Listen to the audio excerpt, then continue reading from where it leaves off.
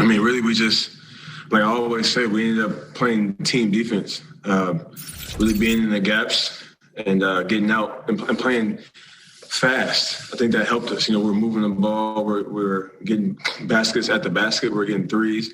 But defensively, we were playing together and kind of showed our help a lot better than we did in the first half.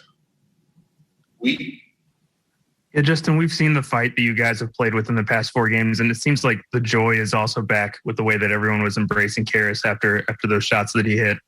Do you feel like this team has come together over the last week? Yeah, I mean, winning games also helps that. But I think we're trying to really find a way to get out. Well, we still are trying to find a way to get out of the space of when things aren't going well. Putting our head down, feeling sorry for ourselves, and actually trying to, find the good things in the game, try to find ways to enjoy ourselves. And I think all of us are trying to do a good job of actually being, putting the team before ourselves. So being excited for other guys doing things. If it's another guy's night, we're going to roll with them and vice versa. So I think we've been doing a good job of really putting the team first. And at the end of the day, though, I still feel like we were always excited for the other players to do things. I just think the heaviness of losing and things like that kind of got to us. Justin, I just asked Doug about this, but you started today, so I want to get your take on it too. Caris, LeVert, and Domantas Sabonis playing together have seemed to really hit their stride, playing in the pick and roll, distributing to teammates. What have you seen from them that makes them such a lethal duo, and how much do they elevate each other with their complementary skill sets? Yeah, I mean, both of them are very, very dangerous. So you have to find a way to stop each of them. And in pick and roll situations, which we all know what the pick and roll does, it puts you in kind of a scramble situation.